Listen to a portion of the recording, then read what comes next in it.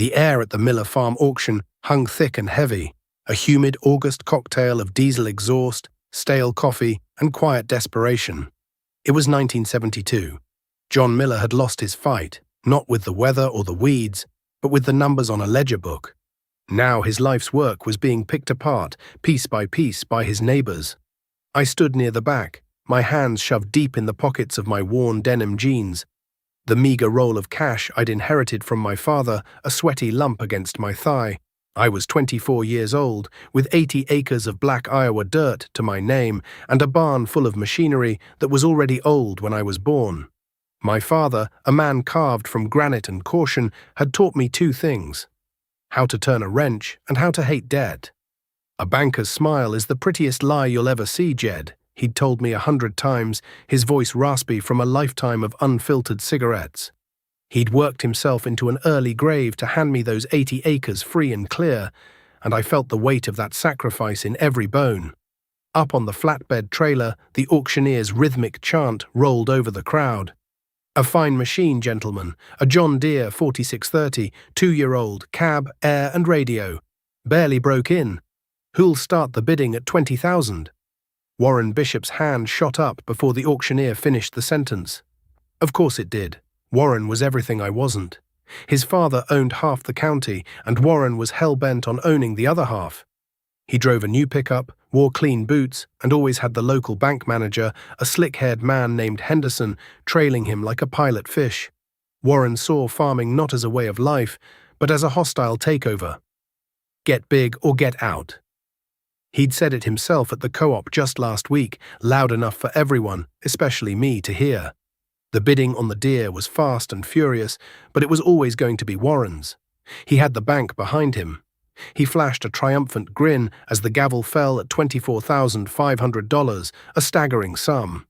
He signed the papers with Henderson right there on the hood of a Ford Pinto, the picture of modern, aggressive farming. I watched him, a sour taste in my mouth. That tractor was a beautiful machine, no doubt. But it was also a $24,000 chain, shackling him to the bank for years to come. The auction wore on. Cultivators, plows, a decent New Holland baler. I let it all go. The prices were inflated by the optimism of the times. Corn was over $2 a bushel and climbing. Russia was buying our grain. The government was telling us to plant fence row to fence row. It felt like a party, and I was the only one who could hear the floorboards groaning. Finally, the auctioneer got to the last row, the as-is section where broken dreams and bad ideas went to die. Tucked behind a rusted-out grain wagon was a monster. It was a Steiger, a super wildcat, maybe a 69 or 70. One of the early ones, built in a barn in Minnesota before they got famous. It was an articulated four-wheel drive, a giant of a tractor, painted a faded industrial green. It sat on 8 massive tires, all of them cracked and flat. The sheet metal was dented, the windows were clouded with grime, and a thick layer of greasy dirt covered everything. A hand-painted sign wired to the grille read, "Blown engine, no good." Most of the crowd didn't even give it a second look. It was a relic, a failed experiment. Warren Bishop and his cronies wandered over, laughing. "Look at that thing," Warren drawled, kicking one of the flat tires. "What do you suppose Miller was thinking? Probably blew up the first time he put it in a hard pull." The auctioneer, eager to finish up, barely gave it an introduction. "All right, folks, last item of the day. Steiger four-wheel drive, for parts or for scrap. You're buying it where it sits, as it sits." "What am I bid? Somebody give me $500 for scrap." Silence. The only sound was the buzzing of flies. "Come on now, the tires are worth that," the auctioneer pleaded. "Give me $300. More silence. My heart started hammering against my ribs. I'd seen these tractors in the magazines. I knew what was under that hood. A Detroit diesel, an 8V71, a 2-stroke V8 engine born from tanks and landing craft. An engine that, when running right, sounded like God tearing a phone book in half. It was power, real ground-shaking power that could pull a 30-foot chisel plow without breaking a sweat. "All right, $100, $100 to haul it away." The auctioneer sighed. My hand moved before my brain could stop it. I gave a short, almost imperceptible nod. "I got $100 from the young Mr. Stone," the auctioneer boomed, a little too enthusiastically. 100. Do I hear two? 100 once. Twice. He looked right at Warren Bishop, who just scoffed and shook his head in theatrical disbelief. Sold. For $100 to Jedediah Stone. A ripple of murmurs went through the crowd, a few pitying looks, a few muffled laughs. I ignored them all, my eyes fixed on the dead green giant. I had just spent a good chunk of my operating cash on a 10-ton paperweight. As I was paying the clerk, Warren Bishop swaggered over, a smug look plastered on his face. What in God's name are you going to do with that pile of junk stone? Use it for a boat anchor in the Skunk River. I folded my receipt and tucked it into my shirt pocket, meeting his gaze. My voice was quiet, but it didn't waver. Gonna make it run. Warren threw his head back and laughed, a loud barking sound. You and what army? That thing's scrap iron. You'll be broke before you even get the engine out of the frame. Stick to your old farm, Jed. It's all you'll ever be able to handle. He clapped me on the shoulder, a gesture that was meant to seem friendly but felt like a branding iron of condescension, then walked away to admire his new, shiny, debt-ridden John Deere. I arranged for a local heavy hauler to move the Steiger to my farm. The next evening, as the sun bled orange and purple across the horizon, the lowboy trailer backed into my yard, groaning under the immense weight. We used chains and my biggest tractor, an Oliver 1650, to drag the dead machine off the trailer and into the barn. And there it sat. Under the single bare bulb hanging from the rafters, the Steiger looked even bigger, more broken, more impossible than it had at the auction. The scale of it was overwhelming. The tires were taller than I was. The engine compartment was a cavern of grease and tangled wires. The smell of stale diesel and hydraulic fluid filled the cavernous space of the old barn. My father's tools, neatly hung on the wall, seemed impossibly small, like toys meant for a child's workbench. I stood there for a long time, just looking at it. The elation of the auction had evaporated, replaced by a cold, heavy dread. Bishop's mocking words echoed in my head. What had I done? This wasn't just a simple engine swap. This was a resurrection, and I was no miracle worker. I was just a 24-year-old kid with 80 acres and a barn full of his father's ghosts. Before I tell you how I brought that Detroit diesel back from the dead, cylinder by agonizing cylinder, I have to ask you something. Have any of you ever taken on a project so big, so intimidating, that it scared the hell out of you? A project that everyone else said was impossible. Let me know down in the comments what it was. Because that night, standing in the shadows, looking at that mountain of cold green iron, I felt a fear so deep it was almost paralyzing. The kind of fear that whispers to you in the dark that you've finally truly made a mistake you can't come back from. The next morning, the fear was still there, a cold knot in my gut, but work has a way of quieting the mind. I started the teardown. The hood itself was a massive piece of steel plate that took my chain hoist and a good hour of careful maneuvering to lift off and set aside. What lay beneath was a mechanic's nightmare. The 8V71 was shoehorned into the frame, a tangled mess of fuel lines, air intake pipes, and wiring harnesses, all coated in a thick, baked-on layer of grime. I spent the first 2 days just cleaning, scraping away pounds of greasy dirt with a putty knife, spraying engine degreaser until the fumes made my head swim, blasting it all with a pressure washer. I needed to see what I was dealing with. Slowly, the shape of the engine emerged. The twin valve covers, the huge blower sitting in the valley of the V, the spiderweb of injector lines. Then came the disassembly. This wasn't like working on the 4-cylinder gasoline engine in my Farmall M. Every bolt on the Steiger was huge, torqued down by a factory worker with arms like hydraulic rams. I had to put a 4-foot cheater pipe on my biggest breaker bar just to crack the nuts on the driveshaft yokes. My knuckles were bloody by the end of the first week. The barn filled with the sharp smell of penetrating oil and the percussive clang of steel on steel. After a week of nights spent under that single bulb, I had the engine disconnected. Using the chain hoist again, straining the rafters of the old barn, I slowly lifted the 3,000-pound block out of the frame. It swung gently in the air, a pendulum of failure, before I lowered it onto a reinforced wooden cradle I'd built. Now I could finally see the damage. It was worse than I'd imagined. Warren Bishop might have been a smug jerk, but he wasn't wrong. The engine was scrap.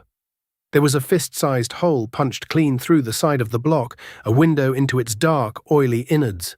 A connecting rod, having snapped under some incredible strain, had flailed around like a broken limb, destroying the cylinder liner, the piston, and the crankshaft journal before making its violent exit. Catastrophic failure. Word of my folly spread through the county like wildfire. When I went to the Napa store for gasket sealant, old man Hemmings behind the counter gave me a pitying look. "Heard you're rebuilding that old Steiger, Jed. Find the problem yet?" he asked a little too casually. "Found it," I said, not offering any details. "Well, good luck to you," he said in a tone that clearly meant, "You're a damn fool." The scorn was a constant companion. At the grain elevator, a group of farmers, including some of Warren Bishop's friends, would stop talking when I walked in.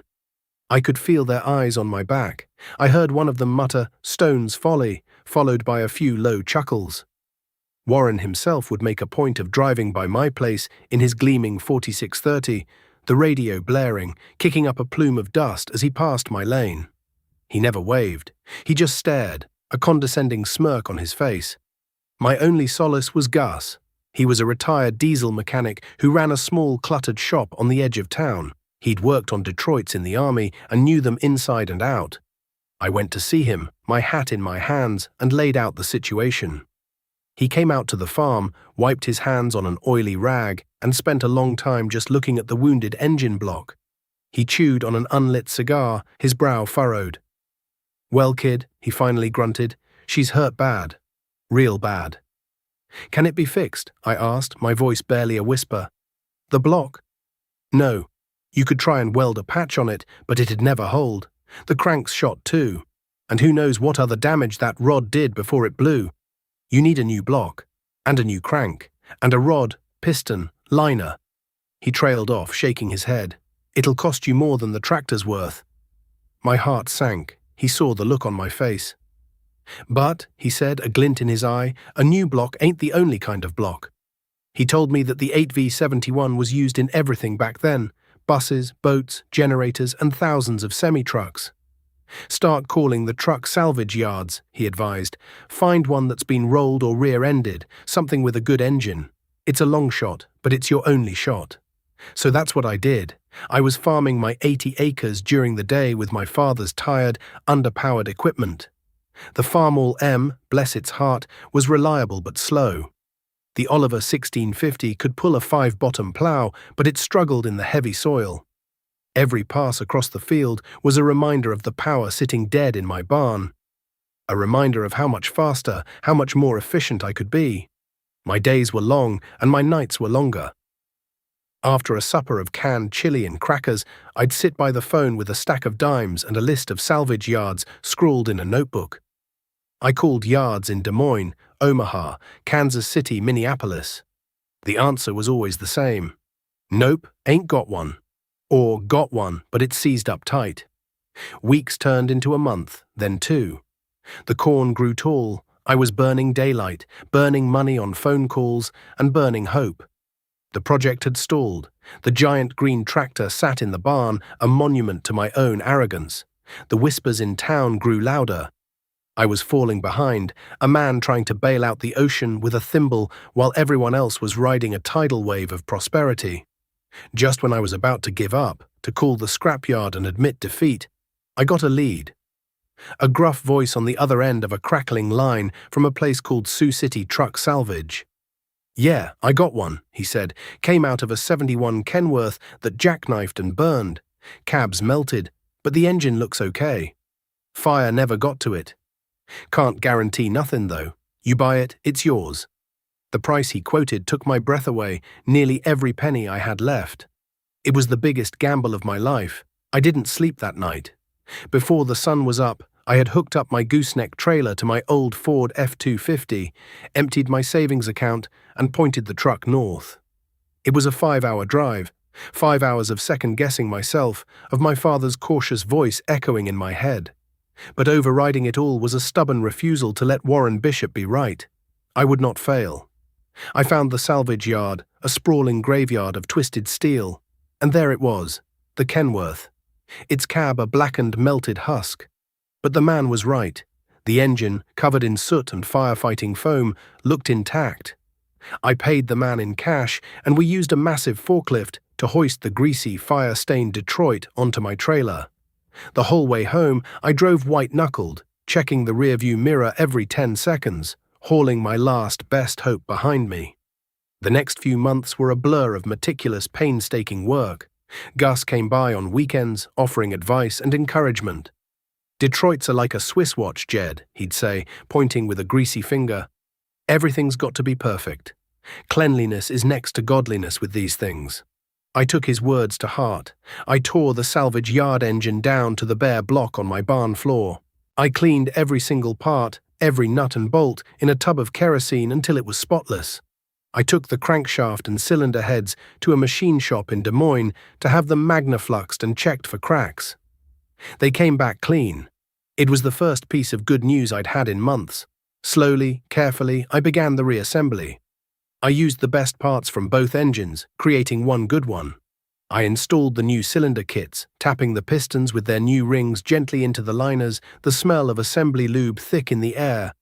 I torqued the head bolts down in their precise sequence, listening for the satisfying click of the torque wrench.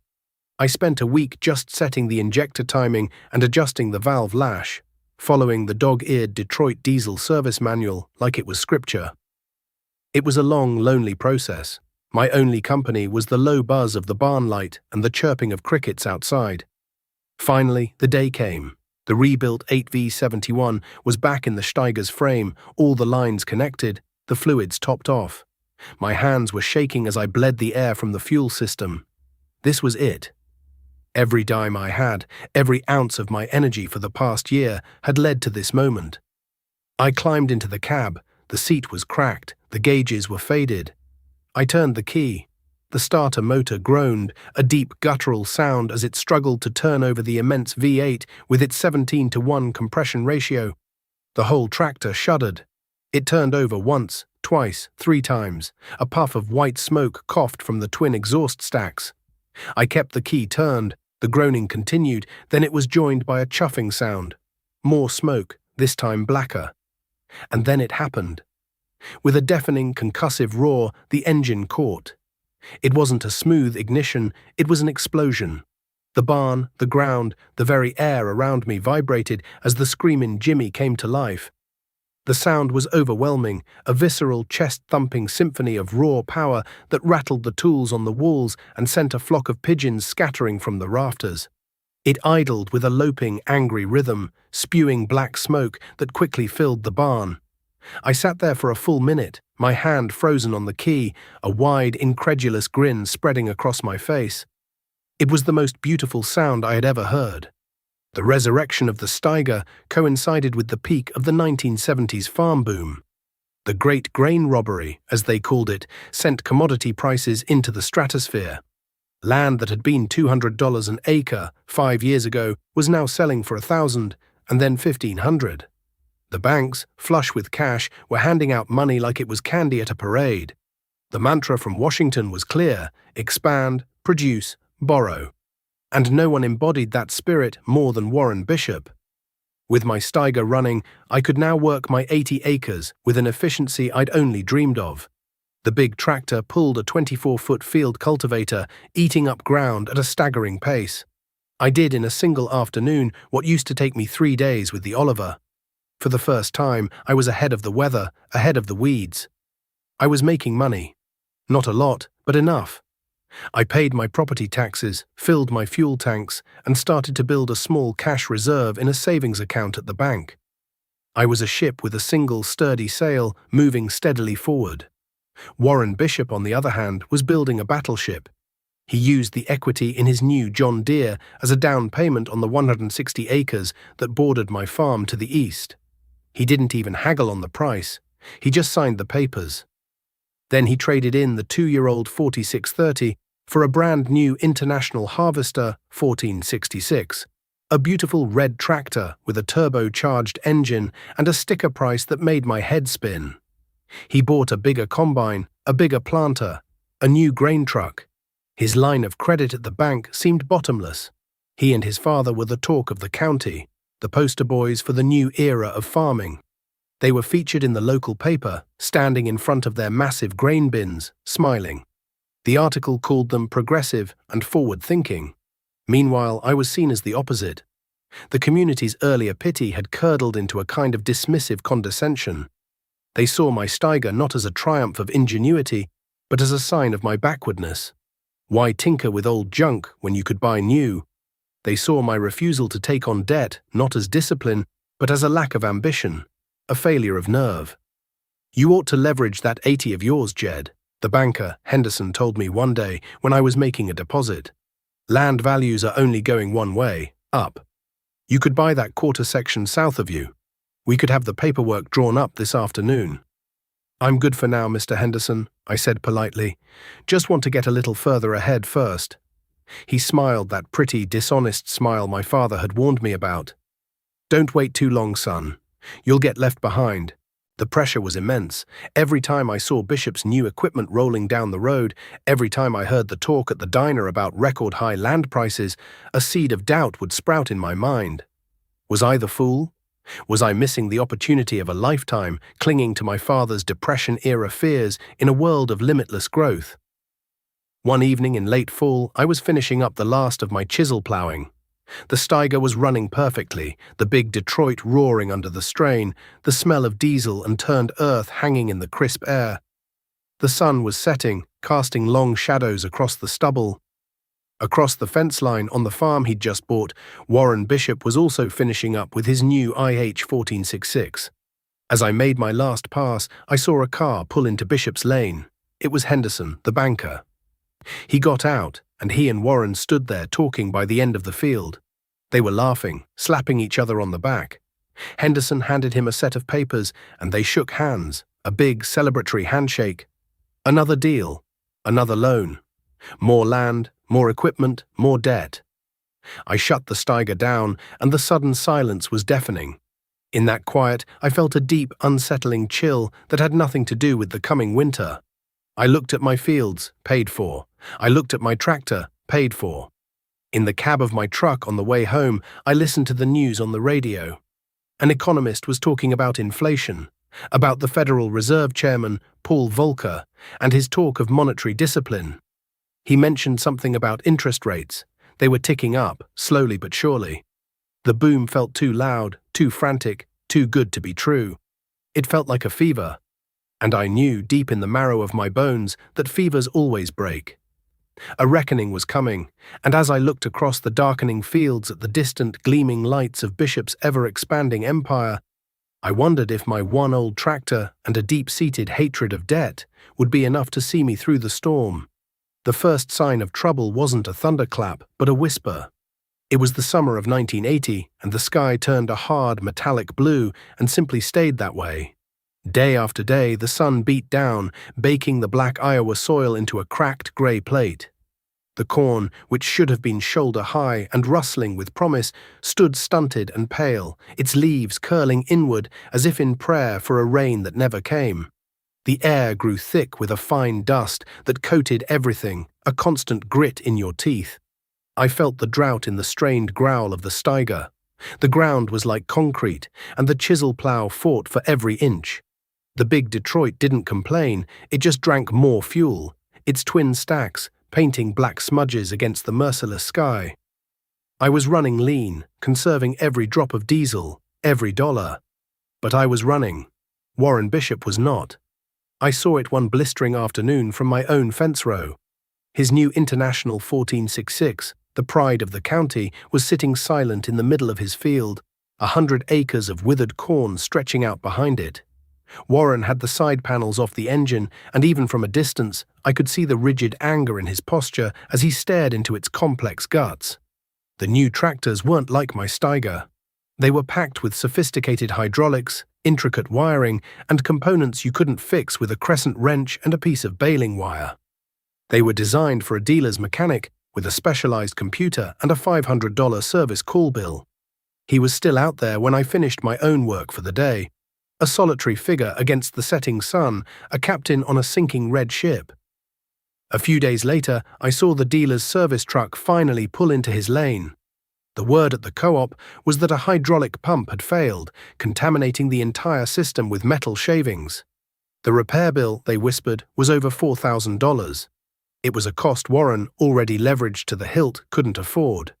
The 1466 sat idle for 2 crucial weeks of the planting season. The drought broke in August, but not with gentle, life-giving showers. It broke with the fury of a biblical plague. A line of thunderstorms rolled in from the west, the sky turning a bruised greenish black. The wind came first, a low moan that grew into a freight train roar, tearing at the old oaks around my farmhouse. Then came the hail. It wasn't pea-sized, it was golf balls, then baseballs, hammering down with a deafening, percussive violence. I watched from the barn doorway as it shredded what was left of my crop, punching through the tin roof in a dozen places, the impacts echoing like gunshots in the cavernous space. In 20 minutes, it was over. The ground was white, as if covered in a strange, lumpy snow. My corn was stripped to ragged stalks, my year's income was gone. But as I stood there, surveying the wreckage, a strange sense of calm washed over me. I was ruined for the year, but I wasn't broken. The farm was mine. The machinery was mine. I had no payments to make. I had a small cash reserve, my father's final lesson made real. I would survive. The storm had been far worse to the east, right over Warren Bishop's land. The next day, I drove the county road to survey the damage. It was a war zone. His massive grain bins, the ones from the newspaper article, were pockmarked and dented, looking like they'd been worked over with a ball-peen hammer. The roof of his new machine shed was peeled back like a sardine can lid, and his crops were simply gone, pounded flat into the mud. The cracks in his empire began to show. He was forced to sell a new Peterbilt grain truck, at a loss just to make the interest payment on his land. I heard he had a shouting match with Henderson at the bank, his voice echoing out onto the street. The confident swagger was gone, replaced by a haunted, hunted look.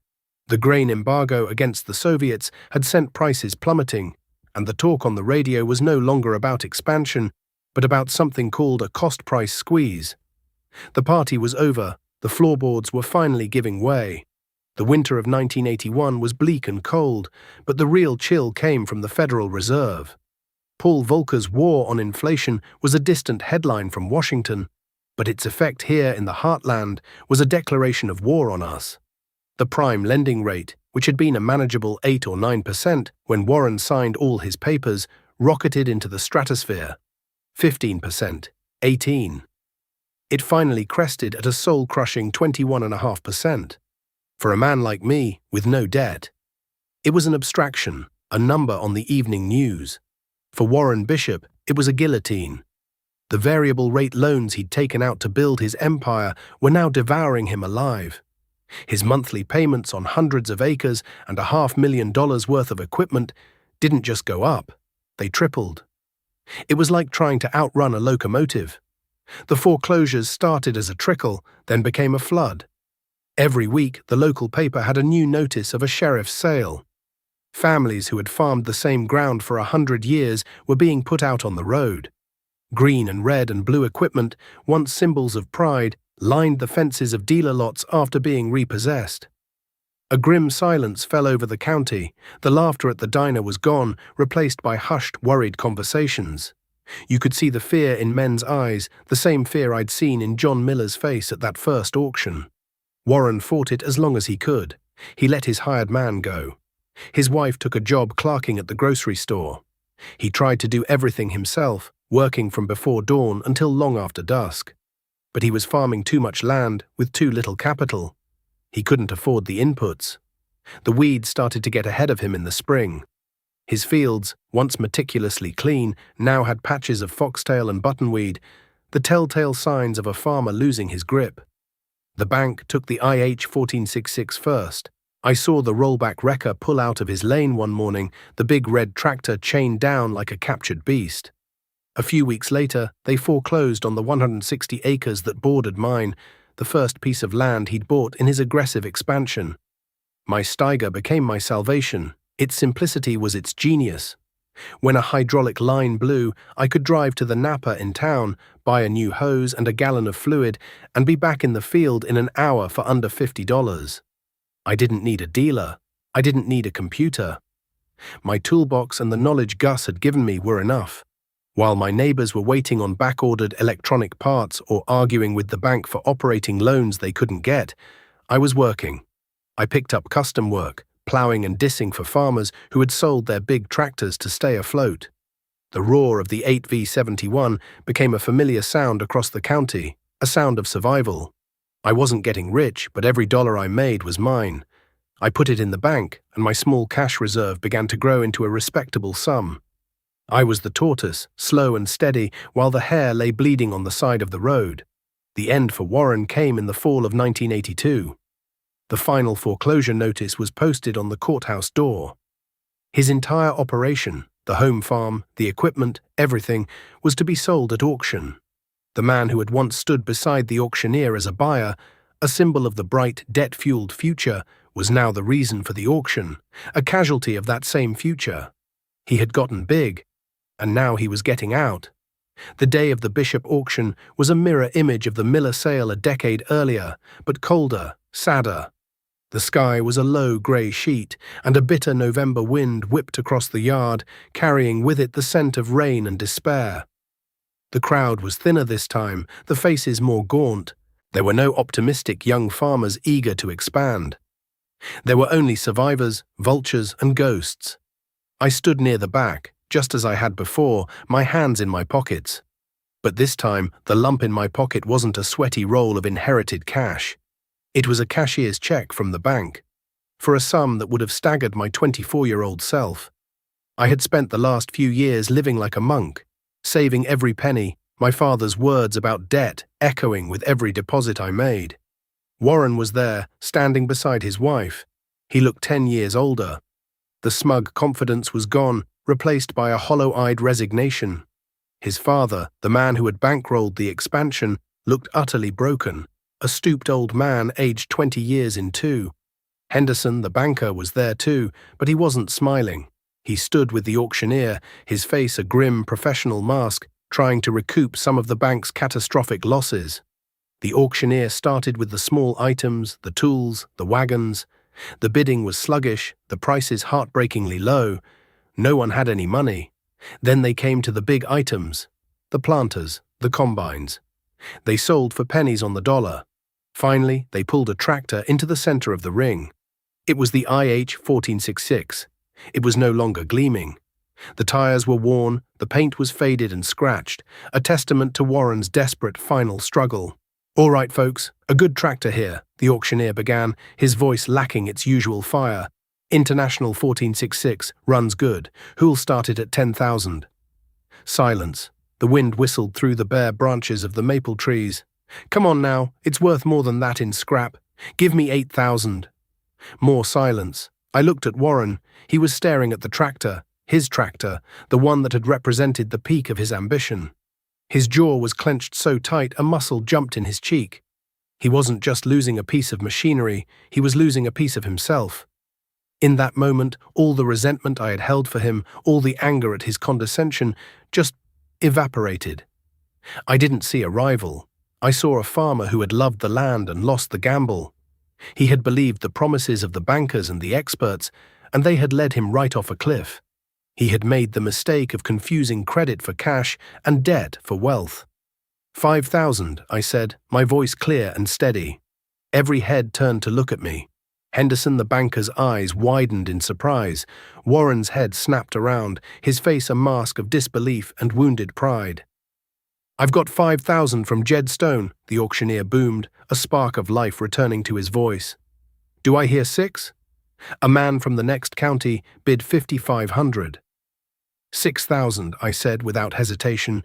The other bidder went to 65. 7. My voice was flat, final. There was a long pause. The other man shook his head and stepped back. "Sold for $7,000 to Jedediah Stone." I didn't feel triumph.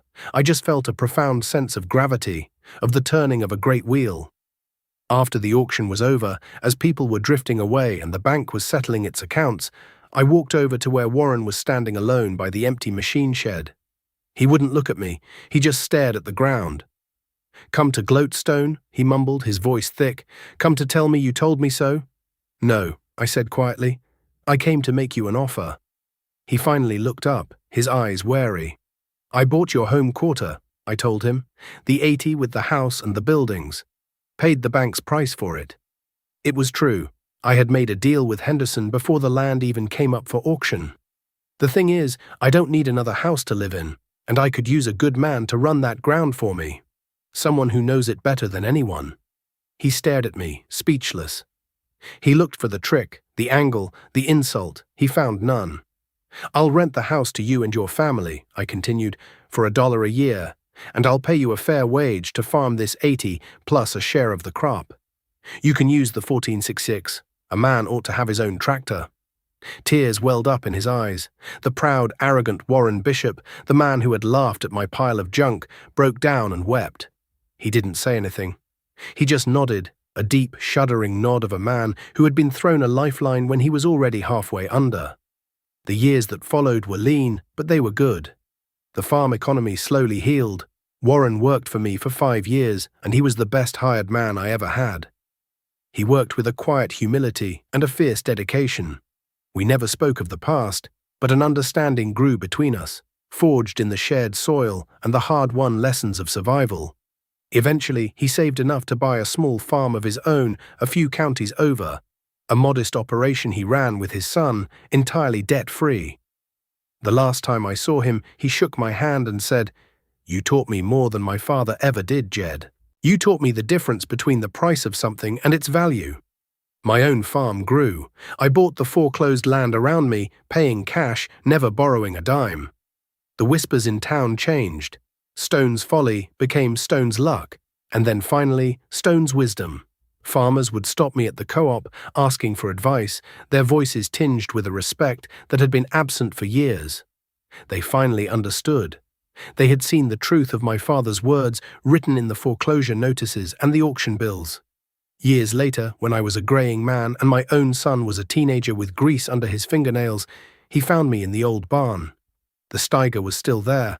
It looked ancient now, its green paint almost completely faded, its cab filled with the simple, analog gauges of a bygone era.